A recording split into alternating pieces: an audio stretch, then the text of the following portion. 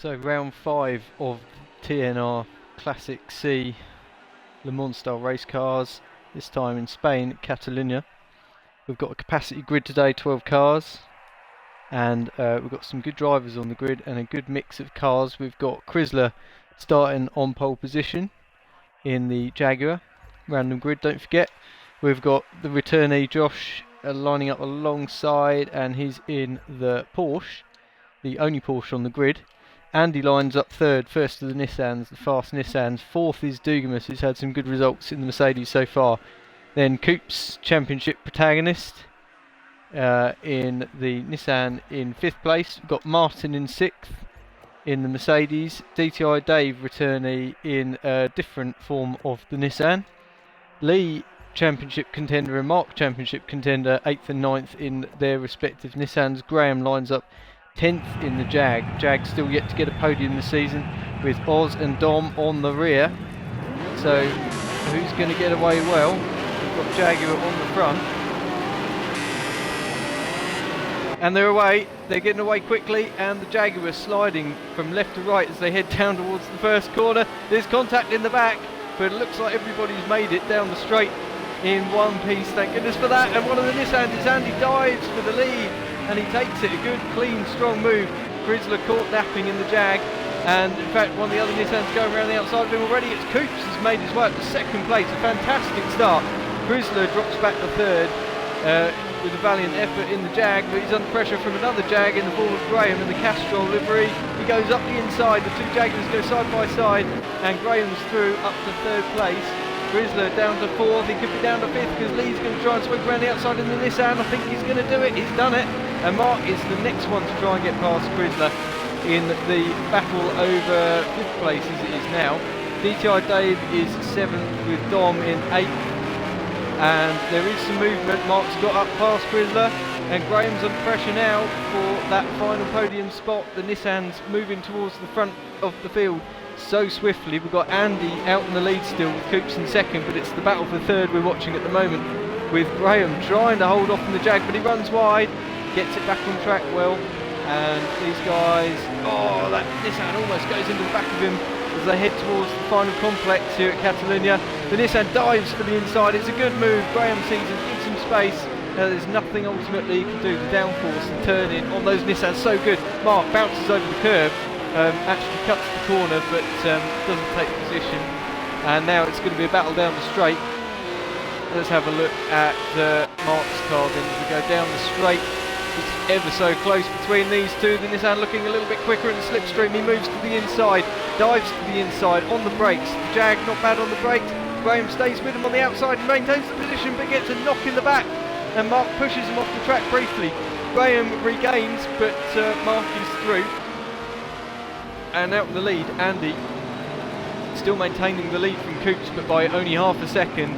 And Andy on pad, Coops on wheels, so I think it's a matter of time before Coops gets through on this one. Coops is already about 6 beers in, I think he said earlier, and doing a pretty miraculous job considering that. I can see him winning this one, but Andy holds on at the moment. He's doing a grand job. Lee is in 3rd, Mark in 4th, all those Nissans at the front. Graham best of the rest, and it is the Jaguar. Then we've got DTI Dave in a different type of Nissan. Dave complaining that was a tricky car to drive, but he's doing a good job in 6th place at the moment. Martin is in 7th place in the, I think that's the highest place Mercedes. Mercedes really struggling here. Chrysler's 8th now in the Jag, and we've got Oz, championship organiser, trying for a move down into the hairpin in the Mercedes. Remember, he took 2 wins last time out, but he takes his mate out. They go off onto the grass together. I think they're going to recover. And then Oz clatters into Josh for good measure, so Josh is now off. That was a bit of poor vision, I think, just coming straight back on there, but of course Josh wouldn't have seen him either. But I think Oz could have been a bit more careful there. Out in front, and Coops must have dropped it because he's all the way back down to 5th place now. He's lost it by a long way, and Andy leads by 5 seconds over Lee. This is a real opportunity, I think, for Andy to potentially take a win this time. And he's got, over 4.5 seconds over Lee, but there's a long way to go in this one. Mark is in 3rd, but Coops again dropping it. Those beers really getting to him. and he's going to rue that, I think. DTI Dave is in 5th, but Graham is actually holding a superb 4th place in the Jag. This car has probably been the worst or the most tricky car to drive all season long, and to be this far up is pretty immense, to be honest. So he's doing a fine old job. DTI Dave holding on from the Nissan of Coops. So it's Nissan versus Nissan, but 2 different versions. We've got the long tail with Coops there. It is the better handling of the cars. Coops goes left, he goes right, but there's no way through at that corner. And as they head down towards the hairpin, is he going to be able to make a move? We go on board with Coops. Just get quiet a minute, get an idea of the sound of these things.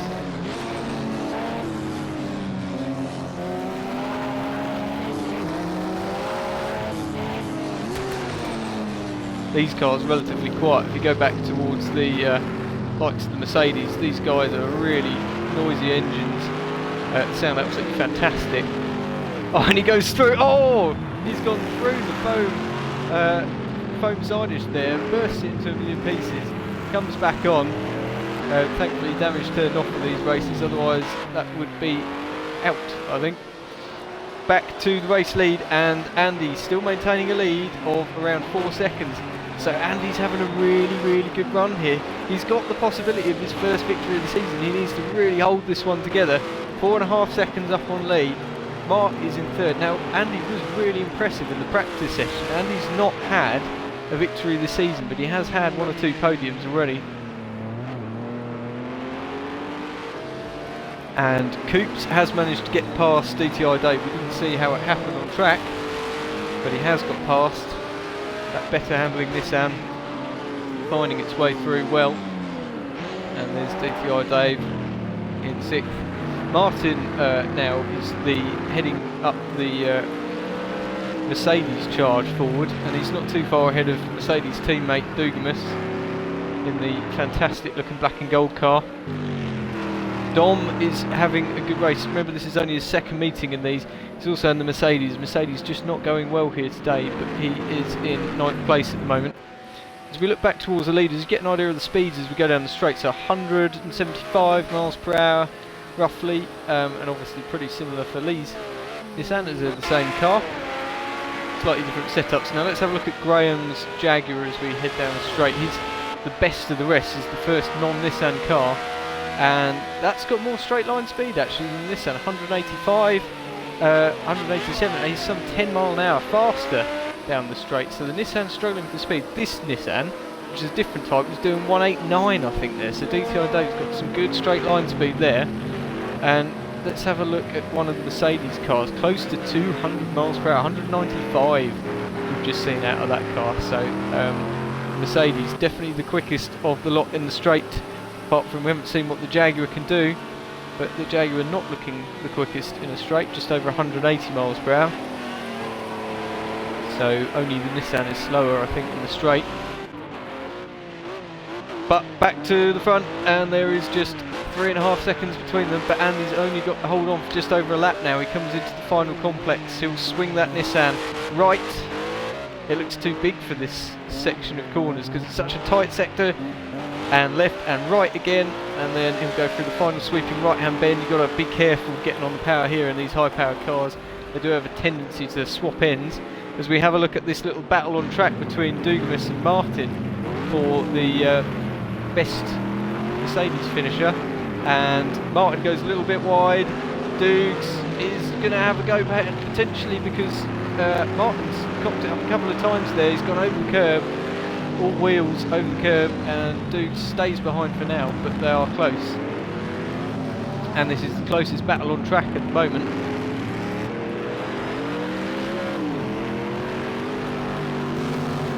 As we go on board with Dudes heading down the start-finish straight now, flat out 150, 160, 170, 180, and these are going to be in slipstream. So 190 miles per hour plus out of Dugamus's car. I think it was getting on towards 200 miles per hour there. Andy picking up a track limits warning out in the lead. He doesn't want to be picking up too many of those. He's got a 3.5 second advantage, and he can't be picking up too much of that because he'll end up losing that victory.